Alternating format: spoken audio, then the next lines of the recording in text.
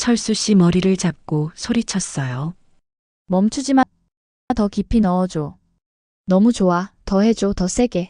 남편은 옆방에서 잠을 청하고 있었어요. 그의 손이 제 허리를 낚아채자 몸의 빚이 현실이 됐어요. 철수, 너 때문에. 저는 눈물을 흘리며 그의 몸을 받아들여야 했습니다. 바로 그 순간 제 엉덩이에 거대한 무언가가 꿈틀거렸어요. 심장이 터질 것 같았죠. 그의 끈적한 채취가 온몸을 덮는 순간 죽은 남편의 그것과 완전히 다른 본능적인 탐욕을 느꼈습니다. 저는 오정혜입니다. 62살이에요. 평생을 교사로 살다 정년퇴직한 남편과 함께 평범한 노후를 꿈꿨습니다. 남편 김철수는 저보다 3살 많은 65살이었어요.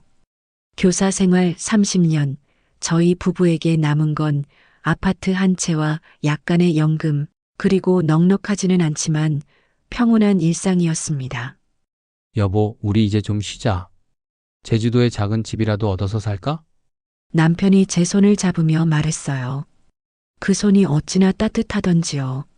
저도 고개를 끄덕이며 그 꿈을 함께 꾸었습니다. 그때의 저는 평온한 노년이라는 단어가 제 삶의 마지막 페이지를 장식할 것이라고 믿어 의심치 않았습니다. 하지만 인생은 늘 예상치 못한 곳에서 무너지지요. 저희에게 닥친 불행은 남편의 쓸데없는 욕심에서 시작되었습니다. 사건은 남편의 퇴직 1년 후 아주 갑작스럽게 시작되었습니다. 남편은 퇴직 후 가만히 있지를 못했어요. 평생 무언가를 가르치고 지도했던 습관 때문이었을까요? 아니면 사회에서 완전히 멀어지는 것에 대한 불안감 때문이었을까요? 여보, 친구들 몇 명이 작은 사업을 시작한다는데 나도 조금 투자해볼까 해.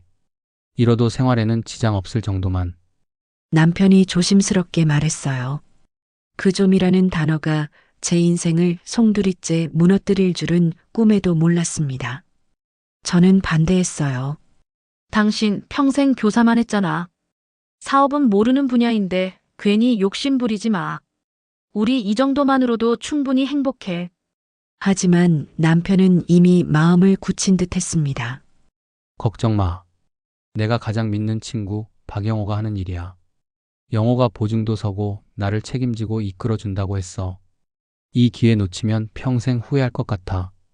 남편은 마치 어린아이처럼 반짝이는 눈으로 저를 설득했습니다. 박영호. 그는 남편의 초등학교 동창이었습니다. 남편과는 달리 사업가로 성공한 사람이었죠. 번지르르한 외모에 능글맞은 미소를 가진 남자였습니다. 겉보기에는 호탕하고 인심 좋은 사람이었지만 저는 왠지 모르게 그에게서 음흉한 눈빛과 짐승 같은 채취를 느꼈습니다. 정혜 씨, 저 믿고 철수 맡기세요. 제가 책임지겠습니다. 곧 큰돈 만지게 해드릴게요. 영호 씨가 술자리에서 호언장담했던 목소리가 지금도 생생합니다.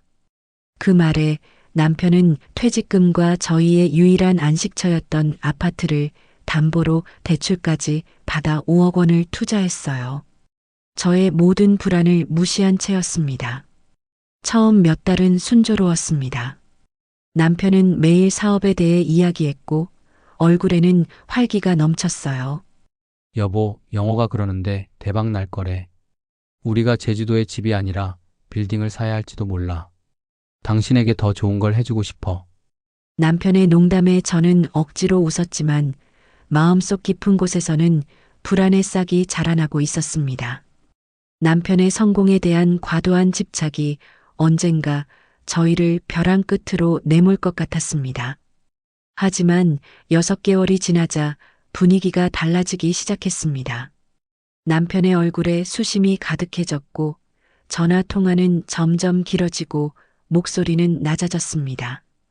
남편은 밤마다 깊은 잠을 이루지 못했고 알 수 없는 불안감에 시달리는 듯 보였습니다. 철수 씨, 무슨 일 있어요? 솔직히 말해봐요. 우리가 함께 해결할 수 있는 일이에요. 제가 다그치자 남편은 끝내 고개를 떨구었어요. 정혜야, 미안하다. 사업이 좀 어려워졌어.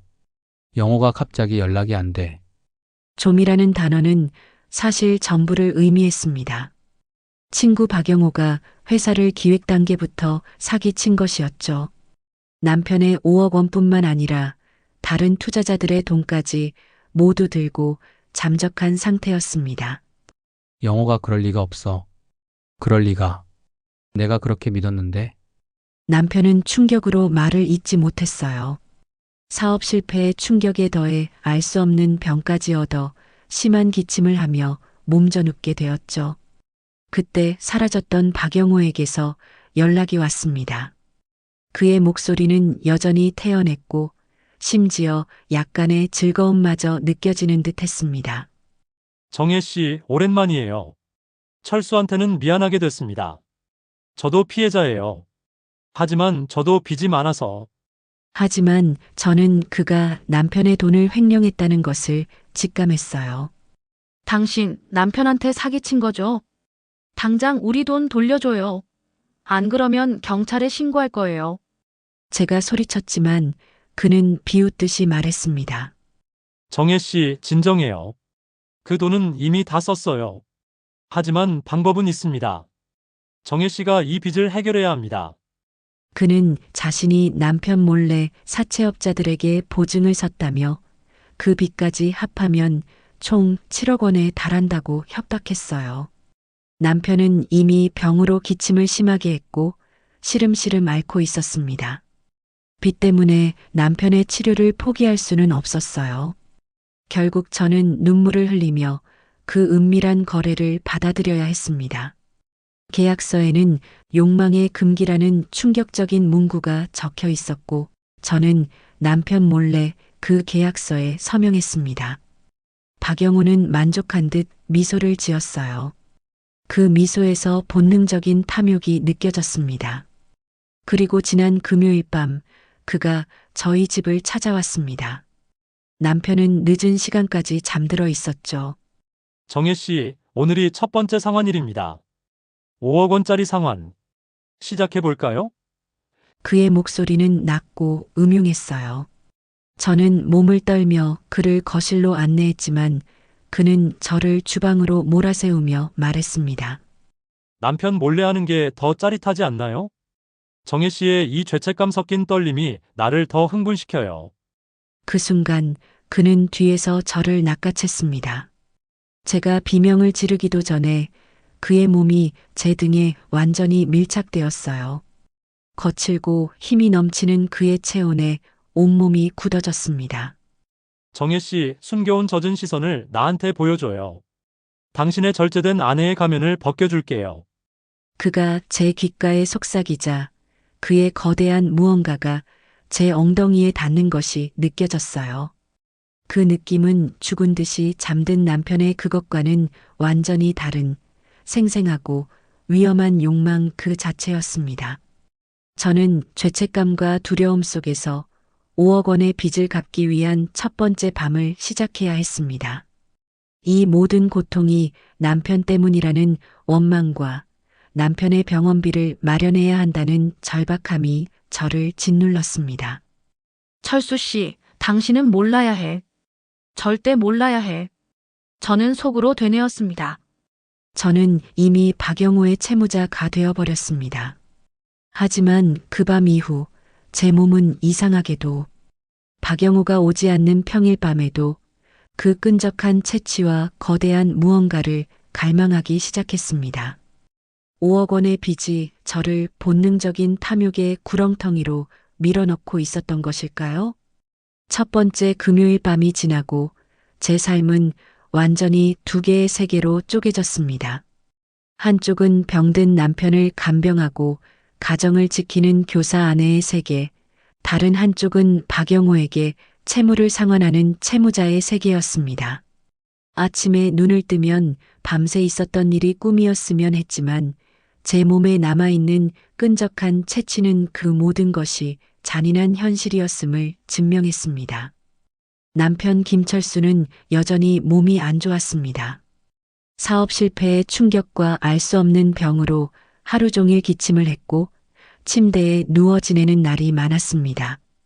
여보, 미안해. 내가 바보 같았어. 당신한테 집만 치게 해서. 남편은 자주 울었습니다. 저는 남편의 손을 잡으며 괜찮다고 말했지만 제 속마음은 지옥이었습니다. 당신 때문에 내가 이런 지옥에 빠졌다는 원망과 당신의 병을 낫게 하기 위해 이 짓을 해야 한다는 끔찍한 사명감이 뒤섞였습니다. 간병을 하면서도 저는 남편에게서 멀어지고 싶었습니다. 남편의 손이 닿을 때마다 박영호의 거대한 무언가가 떠올라 몸서리쳤습니다. 박영호는 계약에 따라 남편의 병원비를 매달 보내왔습니다. 돈을 받는 순간 저는 제 자신이 타락한 매춘부가 된 것 같아 몸서리쳤습니다. 하지만 남편이 진통제를 맞고 잠이 들 때 그 평온한 얼굴을 보면 현실을 외면할 수 없었습니다. 이 돈은 내가 힘들게 벌어온 거야. 당신을 살리기 위한 거야. 죄는 내가 지는 거야. 박영호와의 만남은 매주 금요일 밤이었습니다. 그는 점점 대담해졌어요. 처음에는 거실이나 주방처럼 남편에게 들키지 않을 만한 공간을 선호했지만 이제는 아예 저희 부부의 침실을 요구했습니다. 정혜 씨, 이 침대. 20년 동안 누워있던 그 남자 곁에서 하는 게 더 흥분되지 않나요? 당신의 죄의식이 나에게는 최고의 쾌락입니다. 그의 비웃는 듯한 목소리에 저는 온몸이 떨렸습니다. 저는 그에게 빚의 굴레를 방패 삼아 압박당하고 있었습니다. 두 번째 금요일 밤 박영호는 제게 충격적인 제안을 했습니다. 정혜 씨, 우리의 계약에 이중 반전을 넣어야 흥미진진하죠. 내가 제시하는 대로 하지 않으면 당신 남편의 빚이 2배로 늘어날 수도 있어요. 나는 당신의 수치심을 극대화시키고 싶어요. 저는 두려움에 질렸습니다. 무슨 말이에요? 당신은 악마예요. 그는 제 귓가에 속삭였습니다. 정혜 씨, 남편한테 숨겨온 욕망을 조금씩 드러내보세요. 당신이 나에게 느끼는 본능적인 탐욕을 남편에게도 느껴보라고 하는 겁니다. 당신의 변화된 모습을 남편에게 보여주는 것이 나의 새로운 즐거움이 될 거예요. 남편의 고통이 당신의 노력에 대한 가장 큰 보상입니다. 저는 기겁했습니다. 남편에게 외도를 들키라는 말과 같았기 때문입니다. 하지만 박영호는 계속 협박했어요. 만약 거부하면 이 침실에서의 일을 남편에게 직접 알려줄 겁니다. 7억 원 빚 폭로와 함께요. 남편은 파산한 범죄자가 되겠죠. 결국 저는 그의 잔혹한 요구를 따를 수밖에 없었습니다. 남편에게 두 번째 인생을 살고 있는 제 모습을 연기해야 했습니다. 그날부터 저는 남편에게 조금씩 달라지기 시작했습니다. 병든 남편에게 더 이상 절제된 아내가 아닌 야릇한 눈빛을 가진 여자의 모습을 보여주려 노력했어요. 철수 씨, 오늘따라 당신의 거친 숨소리가 더 듣기 좋네요. 당신은 여전히 나에게 남성이에요. 남편의 몸에 손을 대는 것도 피하지 않았습니다. 남편은 처음에는 당황했습니다. 여보, 왜 이래? 몸이 안 좋아서 힘들어. 당신 요즘 이상해. 하지만 제가 계속해서 젖은 시선과 끈적한 스킨십을 시도하자 남편은 혼란스러워하는 듯 보였습니다. 정혜야, 당신 요즘 뭔가 달라진 것 같아. 더 활기차 보여. 마치 젊었을 때처럼. 남편의 그 말에 저는 속으로 울었습니다. 활기가 아니라 죄책감과 두려움으로 만들어낸 가면이었으니까요. 하지만 남편이 제 변화된 모습에 관심을 가지기 시작하자 박영호는 더욱 만족했습니다. 정혜 씨, 잘하고 있어요. 남편이 당신을 의심할 때 당신은 나에게 와서 숨막히는 욕망을 폭발시키세요. 그게 바로 5억 원의 이자를 갚는 방식입니다. 남편의 고통이 당신의 은밀한 관계에 대한 가장 큰 보상입니다. 어느 날 남편이 제 가방에서 박영호에게 받은 돈 뭉치를 발견했습니다. 남편은 놀란 눈으로 저를 바라보았어요. 여보, 이 돈은 어디서 났어? 내가 알기로 우리 통장은 바닥인데. 당신 혹시 빚을 더 낸 거야? 저는 심장이 멎는 것 같았습니다. 두 번째 인생의 가면이 벗겨지는 순간이었죠. 저는 침착하게 거짓말을 했습니다. 아, 이건 내가 예전에 다니던 보험회사 동료에게 빌린 돈이야. 당신 병원비 때문에. 당신이 걱정할까봐 말 안 했어. 남편은 눈물을 글썽이며 제 손을 잡았어요. 미안하다, 여보. 나 때문에 당신이 이렇게 고생을. 정말 고마워. 내가 당신에게 너무 많은 짐을 지게 했어. 남편은 제 외도 대신 헌신을 믿어주었습니다. 하지만 저는 알았습니다. 이 작은 거짓말이 두 번째 반전을 위한 불쏘시개가 될 것이라는 것을요. 박영호는 이 상황을 더욱 즐기기 시작했고 다음 금요일 밤에는 더 충격적인 요구를 해왔습니다. 박영호는 남편의 병이 악화되는 것을 보고 제게 마지막 은밀한 관계 시한을 제시했습니다. 정혜 씨, 이제 철수를 정리하고 온전히 나의 여자가 되어요. 빚 5억 원은 이제 잊고 사랑의 빚을 갚아요. 당신은 이미 나의 끈적한 채취에 중독되었어요. 죄의 노예에서 사랑의 빚으로. 저는 과연 이 지옥에서 벗어날 수 있을까요? 그리고 남편은 이 모든 사실을 언제, 어떻게 알게 될까요? 곧 이어 저의 처절한 몸부림이 시작됩니다. 박영호의 요구는 점점 수위를 넘어섰습니다. 그는 더 이상 빚을 핑계 삼지 않았어요. 그는 저와의 은밀한 관계를 사랑의 완성으로 포장하기 시작했습니다. 정혜 씨, 당신은 나에게 채무를 갚는 게 아니라 사랑의 빚을 갚고 있는 겁니다. 당신의 몸은 나에게 솔직하게 반응하고 있잖아요. 우리 관계는 이미 금기된 욕망을 넘어선 운명입니다. 그의 말은 잔인했지만 한편으로는 제 본능적인 탐욕을 자극하는 것 같아 끔찍했습니다. 저는 그에게 운명론이라는 새로운 굴레에 갇히고 있었습니다. 저는 박영호가 오지 않는 평일 밤에도 그와의 숨막히는 욕망을 떠올리며 괴로워했습니다. 남편 옆에 누워 있으면서도 제 시선은 천장 위에 맺힌 박영호의 거대한 무언가를 좇고 있었죠. 저는 이미 은밀한 관계를 넘어 욕망의 포로가 되어가고 있었습니다. 이대로는 안 된다는 생각과 이미 늦었다는 절망감이 저를 짓눌렀어요. 저는 거울 속의 제 모습을 바라보았습니다. 20년간 절제된 교사 아내로 살았던 모습은 사라지고 죄책감과 쾌락이 뒤섞인 야릇한 눈빛을 가진 여자가 서 있었습니다. 남편의 병세는 점점 악화되었습니다. 잦은 기침과 무력감으로 침대에서 일어나는 시간보다 누워있는 시간이 많았어요. 저는 남편의 간병에 매달리면서도 매주 금요일 밤이면 박영호를 기다리는 제 자신이 증오스러웠습니다. 남편을 위한 간병이 아니라 죄를 위한 대가를 치르는 기분이었죠. 남편은 저의 헌신적인 간병에 고마워했지만 저는 그 고마움이 비수처럼 느껴졌습니다. 그러던 어느 날 저에게 조력자가 나타났습니다. 남편의 병원 담당 주치의 최혁수 선생님이었습니다. 최 선생은 남편보다 한참 어린 40 초반이었지만 믿음직하고 따뜻한 사람이었어요. 사모님, 김철수 환자분 상태가 좋지 않습니다.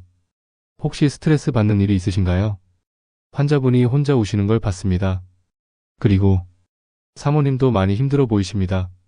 저는 최 선생의 따뜻한 눈빛에 순간 무너질 뻔했습니다. 하지만 이 지옥 같은 현실을 누구에게도 말할 수 없었어요. 아닙니다. 그냥 사업 실패 후유증이 크신 것 같아요. 남편이 저를 보며 미안해해서. 제가 거짓말하자 최 선생은 잠시 침묵하더니 말했어요. 사모님, 제가 드릴 말씀이 있습니다. 김철수 환자분의 병은 단순한 후유증이 아닌 것 같습니다. 톡국물 중독의 증상과 유사합니다. 그의 혈액 수치가 비정상적입니다. 저는 충격에 휩싸였습니다. 독극물 중독이라니요? 남편이 혹시 자살을 시도한 것일까요? 아닙니다. 철수 씨는 그럴 분이 아니에요. 희망을 잃지 않았습니다. 제가 소리치자 최 선생은 차분하게 설명했습니다. 이런 증상은 오랫동안 소량의 독성 물질에 노출되었을 때 나타납니다. 혹시 최근에 남편분이 드시는 약이나 음식 중에 수상한 것이 없었나요? 외부에서 주기적으로 섭취한 것이요. 저는 머릿속에서 번개가 치는 것 같았습니다. 수상한 것. 박영호. 남편이 사업에 투자할 때 박영호는 남편에게 피로회복제라며 정체불명의 약을 꾸준히 먹였다는 사실이 떠올랐습니다. 피로회복제. 남편 친구가 줬던 건데. 남편이 그걸 꾸준히 먹었습니다. 저는 최 선생에게 박영호의 존재와 그가 남편에게 약을 먹인 사실을 털어놓았습니다. 하지만 5억 원 빚의 은밀한 관계에 대한 부분은 차마 말할 수 없었어요. 그 치욕스러운 진실은 제 무덤까지 가져가고 싶었습니다. 최 선생은 심각한 표정으로 고개를 끄덕였습니다. 사모님 그 친구. 박영호 씨 단순한 사기꾼이 아닐 수 있습니다. 당장 남편분 약 성분 분석을 의뢰하겠습니다. 혹시라도 그 약이 남편분의 상태를 악화시켰을 가능성이 있습니다. 최 선생은 저의 조력자가 되어 주었습니다.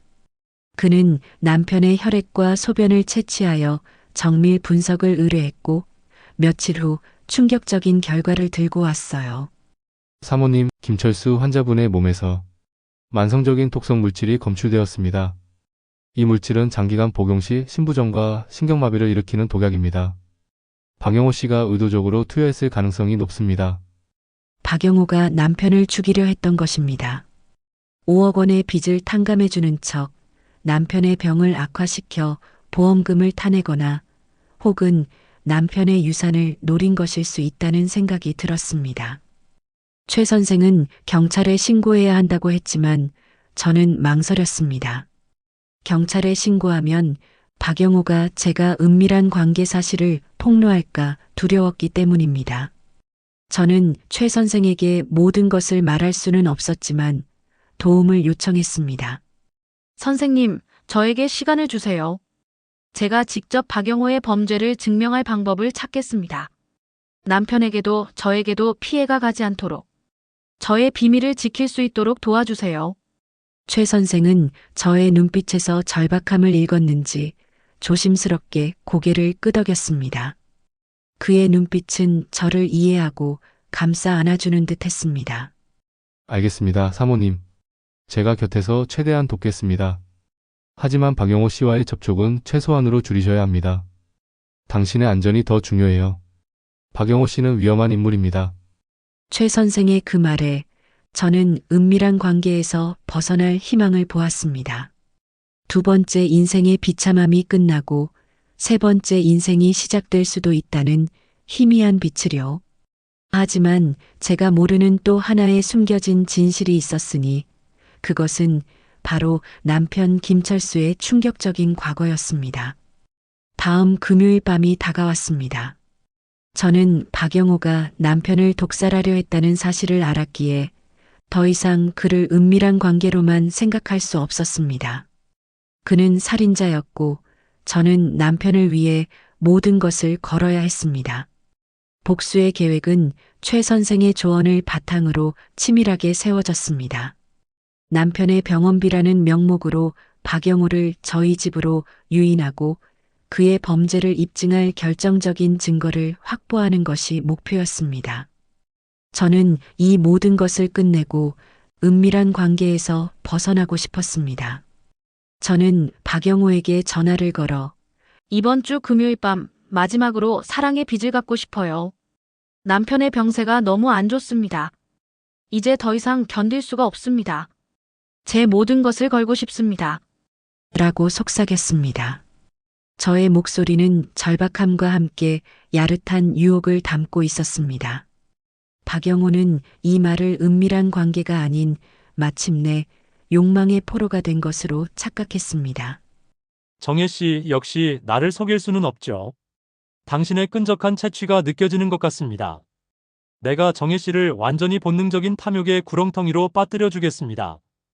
당신의 억압된 욕망을 마침내 해방시켜 줄게요. 금요일 밤 저는 최 선생이 준 녹음 장치를 제 가슴 안쪽에 부착했습니다. 녹음 장치는 최 선생이 저에게 준 유일한 보호 장치였습니다. 목표는 두 가지였습니다.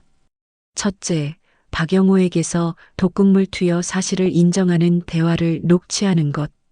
둘째, 그가 독극물을 보관하는 장소를 알아내는 것이었습니다. 저는 불안했지만 자유를 위해 이 위험을 감수해야 했습니다. 밤 10시 박영호가 저희 집 현관문을 열고 들어왔습니다. 그는 흥분한 듯 보였습니다. 정혜 씨, 당신의 눈빛이 달라졌어요. 이제야 내 여자처럼 보이는군요.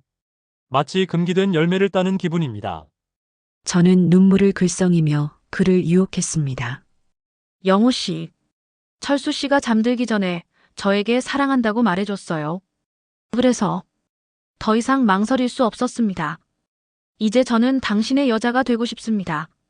저는 그를 남편이 잠든 침실로 안내했습니다. 남편은 깊은 잠에 빠져 있었죠. 박영호는 침대 옆에 서서 잠든 남편을 내려다보며 잔인하게 웃었습니다. 철수, 너의 아내가 결국 내 품으로 왔구나. 너가 평생 간직했던 절제된 아내의 몸을 내가 가졌어. 너의 돈과 너의 아내, 모두 내 것이 되는군. 너가 나에게 빚진 7억 원의 빚은 이제 너의 아내가 갚는 거야. 그때가 기회였습니다. 저는 그의 옷깃을 잡으며 야릇한 눈빛으로 속삭였습니다. 영호 씨, 철수 씨가 빨리 죽었으면 좋겠어요. 그래야 우리가 당당하게 만날 수 있잖아요. 그가 마시는 약, 더 강력한 건 없나요? 저는 이제 당신의 비밀까지 공유하고 싶어요. 제가 이 말을 했을 때 제 심장은 터질 것 같았지만 박영호는 제가 완전히 자신에게 넘어왔다고 착각했습니다. 박영호는 놀랐지만 곧 만족한 듯 웃었습니다. 정혜 씨, 당신 정말 대단해요. 당신의 숨겨온 욕망이 마침내 폭발했군요. 걱정 마세요. 내가 준 그 피로회복제. 그걸 꾸준히 먹으면 철수는 곧 조용히 사라질 겁니다. 5억 원의 빚도 당신도 모두 내 것이 될 겁니다. 이제 우리는 영원히 함께할 수 있어요. 녹음 장치는 그의 모든 말을 선명하게 기록했습니다. 독극물 투여와 살인 모의의 결정적인 증거였습니다. 녹취에 성공하자 저는 다음 목표인 독극물 보관 장소를 알아내야 했습니다. 영호 씨, 저한테도 약을 좀 주세요. 철수 씨가 몰래 깨서 저를 방해하면 안 되잖아요. 당신의 비밀스러운 힘을 나도 갖고 싶어요. 제가 애원하자 박영호는 잠시 망설이더니 자신의 외투 안주머니를 뒤적였습니다. 쉿. 이건 아주 위험한 거야. 만지지도 마세요. 경찰에게 들키면 큰일 나요. 그는 작은 앰플 모양의 약병을 보여주었습니다. 이걸 침실 화장대 거울 뒤에 숨겨놓았어요. 필요할 때만 쓰는 겁니다. 정혜 씨, 이제는 약 걱정 말고 나에게 집중하세요. 오늘은 당신의 빚을 완전히 탕감받는 날입니다. 그는 약병을 숨긴 후 저를 침실 바닥으로 몰아세웠습니다. 저는 죄책감과 복수심 사이에서 떨었습니다. 이제 증거는 확보했지만 박영호는 저에게 끝까지 강하게 요구했습니다. 그는 저의 의사와 상관없이 거대한 무언가로 저를 완전히 덮어버렸습니다. 저는 눈을 감고 제 몸이 박영호의 본능적인 탐욕을 받아들이는 것을 느껴야 했습니다. 남편은 옆 침대에서 아무것도 모른 채 숨막히는 기침을 하고 있었죠. 그 밤은 길고 끔찍했습니다. 저는 복수를 위한 고통이라고 스스로를 설득했지만 제 몸은 쾌락을 거부할 수 없었습니다.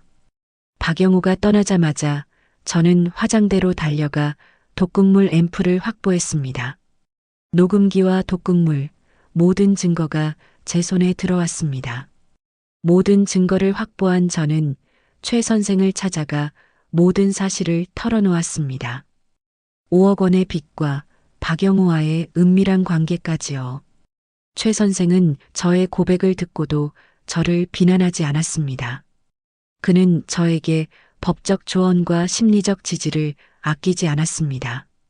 박영호는 긴급 체포되었고 저는 비로소 숨을 쉴 수 있었습니다. 하지만 제가 모르는 또 하나의 숨겨진 진실이 있었으니 그것은 바로 남편 김철수의 충격적인 과거였습니다. 곧 이어 이 모든 진실이 폭로됩니다. 저는 확보한 녹음 파일과 독극물 앰플을 들고 최혁수 선생을 찾아갔습니다. 떨리는 목소리로 박영호와의 은밀한 관계에 대한 모든 것을 털어놓았습니다. 최 선생은 굳은 얼굴로 저의 이야기를 들었어요. 그의 눈빛은 저를 비난하지 않았고 오히려 깊은 동정과 연민이 담겨 있었습니다. 사모님 정말 힘드셨겠습니다. 이 모든 것을 혼자 감당하셨다니. 당신은 정말 강한 분입니다. 그의 따뜻한 위로에 저는 참았던 눈물을 쏟아냈습니다. 최 선생은 저의 조력자로서 경찰에 박영호를 신고하는 절차를 도와주었습니다. 독극물과 녹취록은 결정적인 증거가 되었고 박영호는 곧바로 살인 미수 및 횡령 혐의로 긴급 체포되었습니다. 박영호가 잡히자 저는 비로소 5억 빚의 굴레와 은밀한 관계 생활에서 해방된 것 같았습니다. 하지만 평화는 오래가지 않았습니다. 최 선생이 제게 충격적인 진실을 알려주었기 때문입니다. 사모님, 박영호 씨를 조사하는 과정에서 김철수 환자분에 대한 놀라운 사실을 알게 되었습니다. 당신이 생각했던 것과는 완전히 다른 진실입니다. 최 선생은 심각한 표정으로 말했어요. 저는 불안감에 휩싸였습니다. 무슨 말이에요? 철수 씨가 또 다른 빚을 진 건가요? 최 선생이 말한 남편 김철수의 과거는 저를 다시 한번 절망의 나락으로 떨어뜨렸습니다. 남편은 교사로 재직하는 동안 학교 공금을 횡령하여 주식 투자에 사용하다가 큰 돈을 잃었던 전력이 있었습니다. 당시 남편은 이 사실이 밝혀지는 것을 두려워하며 박영호에게 거액의 돈을 빌렸고 이 돈을 갚는 대신 박영호의 불법 사업에 자신의 퇴직금과 아파트 담보를 제공하는 계약을 맺었던 것입니다. 남편의 교사라는 깨끗한 이미지는 거짓이었습니다. 결국 5억 원의 빚은 단순한 투자 실패가 아닌 남편의 범죄로 인한 결과였습니다. 그리고 박영호가 남편에게 준 독극물은 남편이 횡령 사실을 외부에 폭로하려는 것을 막기 위한 침묵의 대가였습니다. 박영호는 남편을 공범으로 이용하고 있었습니다. 박영호가 횡령 사업을 시작한 것도 김철수 씨에게 과거의 빚을 빌미로 퇴직금을 강탈하기 위함이었습니다. 두 사람은 피해자와 가해자가 아닌 공범 관계였습니다. 사모님은 남편의 죄를 대신 짊어진 것입니다. 최 선생의 말에 머리가 하얘졌습니다. 저는 남편의 병원비를 위해 몸으로 빚을 갚았던 것이 아니라 남편의 죄를 대신 짊어졌던 바보 같은 아내였던 것입니다. 저는 남편의 위선에 치를 떨었습니다. 충격은 여기서 끝이 아니었습니다. 남편은 독극물 투여로 몸이 아픈 와중에도 박영호와의 은밀한 관계를 몰래 알고 있었습니다. 남편은 병든 척, 깊이 잠든 척 하면서도 매주 금요일 밤마다 침실에서 벌어진 모든 일을 듣고 있었습니다. 최 선생이 말했어요. 박영호가 사모님을 협박하는 모든 순간 김철수 씨는 깨어 있었습니다. 사모님이 희생하는 모습을 보면서 죄책감과 동시에 야릇한 쾌락을 느꼈다고 박영호가 진술했습니다. 그는 자신의 무능력한 남성성을 당신의 타락을 보며 보상받으려 했습니다. 저는 남편을 위해 희생했다고 믿었지만 남편은 저의 타락을 즐겼던 것입니다. 헌신적인 아내가 타락하는 모습에서 남편은 자신의 실패한 남성성을 보상받으려 했던 것일까요? 저는 곧바로 병원으로 달려갔습니다. 침대에 누워있는 남편의 얼굴을 보자 모든 분노와 배신감이 폭발했어요. 철수 씨, 당신이 어떻게 나에게 이럴 수 있어요? 5억 빚의 진실, 그리고 박영호와의 일. 당신 다 알고 있었죠? 나를 팔아넘긴 거잖아요. 남편은 눈을 감은 채 아무 말도 하지 않았습니다. 저는 남편의 뺨을 때리고 싶었지만 제 손은 허공에서 멈췄습니다. 이미 모든 것을 잃은 듯한 그의 모습에서 저는 더 이상 사랑이나 복수의 감정을 느낄 수 없었어요. 오직 혐오와 경멸만이 남았습니다. 당신은 나에게 헌신적인 아내를 원했지만 결국 나를 가장 더러운 여자로 만들었습니다. 이제 당신의 죄를 혼자 짊어지세요. 저는 조용히 말했습니다. 남편은 눈물을 흘렸지만 저는 더 이상 속지 않았습니다. 저의 헌신을 이용해 자신의 범죄를 숨기고 야릇한 욕망을 채우려 했던 남편의 이기심에 치가 떨렸습니다. 저는 그날 남편에게 이혼을 선언했습니다. 더 이상 이 지옥 같은 관계를 지속할 수 없었어요. 남편은 고개를 끄덕였습니다. 어쩌면 그는 이미 모든 것을 예상하고 있었을지도 모릅니다. 저는 그가 가진 빚을 법적으로 정리하고 제 몫을 되찾기 위한 절차를 밟았습니다. 남편의 충격적인 과거는 저를 타락한 여인에서 해방된 여인으로 만들어주는 마지막 열쇠가 되었습니다. 남편과의 이혼은 서류상으로 간단하게 끝났습니다. 남편은 자신의 죄를 인정하며 저의 몫을 인정했습니다. 아마도 자신의 죄를 덮어준 것에 대한 최소한의 양심이었을까요? 저는 박영호에게서 환수한 돈과 이혼 후 받은 위자료를 합쳐 작은 아파트 한 채를 얻었습니다. 저의 두 번째 인생이 시작된 것입니다. 저는 자유를 얻었지만 그 자유는 고통을 동반했습니다. 육체적인 5억 빚의 굴레에서는 해방되었지만 심리적 채무에서는 벗어날 수 없었어요. 밤이 되면 저는 박영호의 끈적한 채취와 거대한 무언자가 느껴지는 것 같아 잠을 이룰 수 없었습니다. 그의 본능적인 탐욕에 제가 응답했던 그 순간들이 저를 타락한 여인으로 계속 묶어두고 있었죠.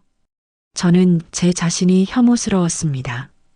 헌신적인 아내의 가면을 쓴 채 남편의 친구와 금기된 욕망을 나누었던 제가 미웠습니다. 저는 매일 밤 화장실에서 샤워를 했지만 제 몸의 벤타락의 흔적은 지워지지 않았어요. 이러한 고통 속에서 저의 유일한 조력자는 최혁수 선생이었습니다. 저는 최 선생에게 제 심리 상태를 모두 털어놓았습니다. 선생님, 저는 박영호가 싫었습니다. 하지만 그의 숨막히는 욕망이 저를 살아있는 여자로 만들었던 것 같아요. 제가 너무 끔찍합니다. 저는 욕망의 포로였습니다.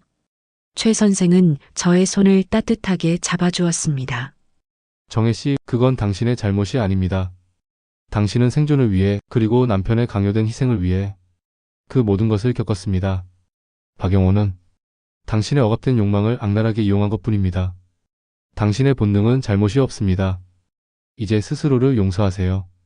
그의 위로에 저는 조금씩 마음의 짐을 내려놓을 수 있었습니다. 최 선생은 저에게 해방을 위한 새로운 방법을 제시했습니다.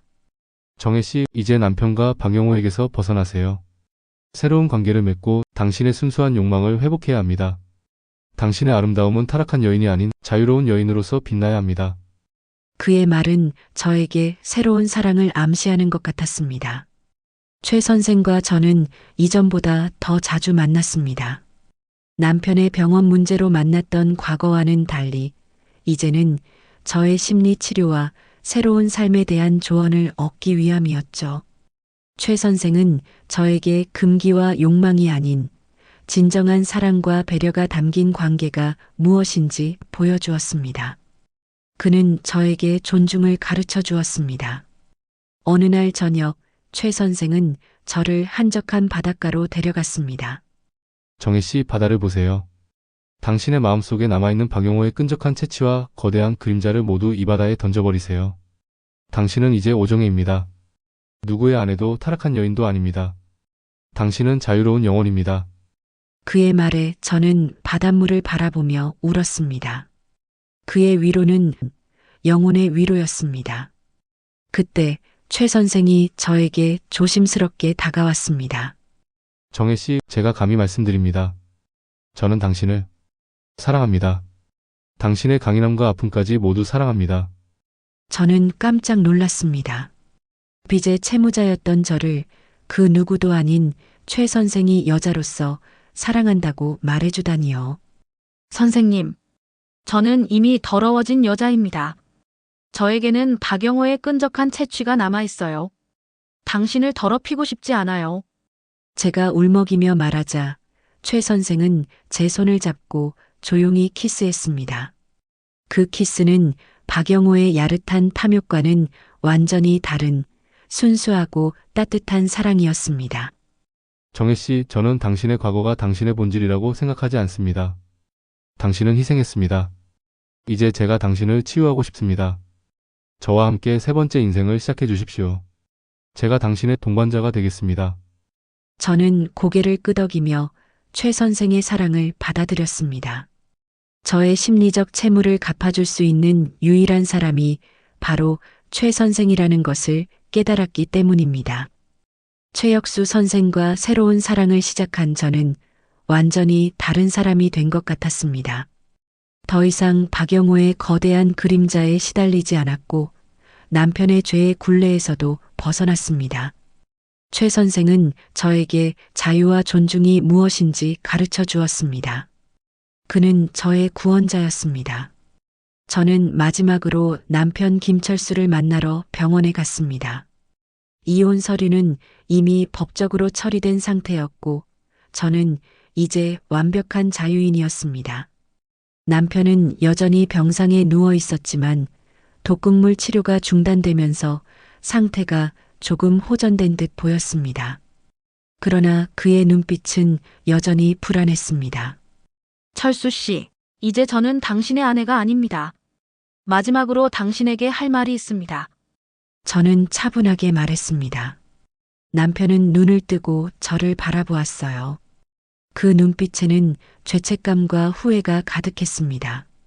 저는 남편에게 박영호의 살인 미수 사실과 제가 은밀한 관계였던 모든 과정을 담담하게 이야기했습니다.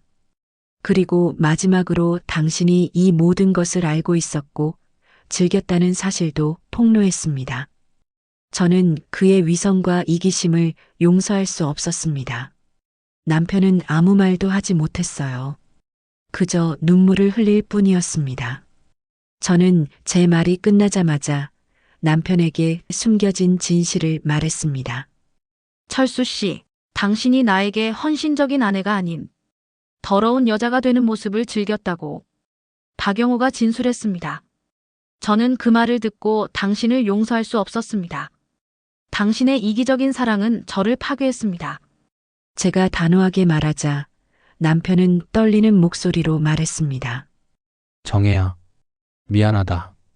나는 너의 희생이 너무 고마우면서도 내가 이렇게 무능력해졌다는 사실이 너무 비참했어. 내가 너를 지켜주지 못한다는 사실이 나를 괴롭혔어. 그래서 너의 타락을 보면서 내가 아직 너에게 영향력이 있다는 것을 확인하고 싶었어. 나는 너를 사랑했지만 내 방식이 잘못되었어. 나는 최악의 남편이었어. 남편의 마지막 고백은 충격적이었습니다. 그는 저를 사랑했지만 자신의 무능력함 때문에 저의 고통을 보상으로 삼으려 했던 것입니다. 이 고백은 저에게 남편에 대한 혐오 대신 연민을 느끼게 했습니다. 그는 희생을 강요했던 죄인이었지만 동시에 자신의 무능력에 고통받던 피해자이기도 했습니다. 저는 남편의 손을 잡지 않았습니다.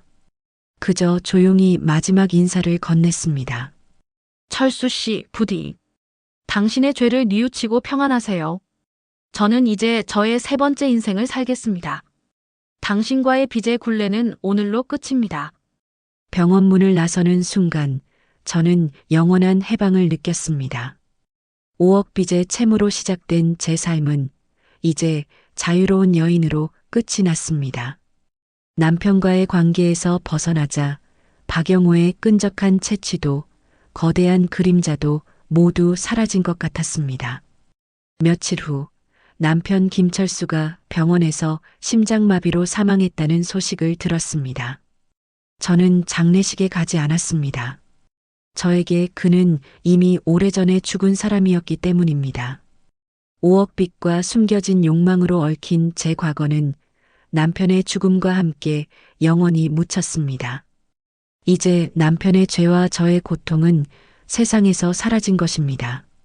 저는 최혁수 선생과 결혼하여 세 번째 인생을 시작했습니다. 최 선생은 저에게 존중받는 여성의 삶이 무엇인지 가르쳐 주었습니다. 그의 손길은 언제나 따뜻했고 그의 눈빛은 저의 과거 대신 현재의 나를 바라보았습니다. 그의 사랑은 저에게 치유의 약이었습니다. 결혼 후 저는 최 선생의 도움으로 박영호의 범죄와 남편의 횡령 사건에 대한 모든 진실을 잊으려 노력했습니다. 하지만 박영호의 거대한 그림자가 완전히 사라진 것은 아니었습니다. 저는 여전히 밤마다 죄의식에 시달리곤 했습니다. 결혼 1년 후 저는 최 선생에게 숨겨진 진실을 듣게 되었습니다. 최 선생 역시 또 다른 형태의 채무에 시달리고 있었던 것입니다. 정혜 씨, 저에게도 용서받지 못할 과거가 있습니다.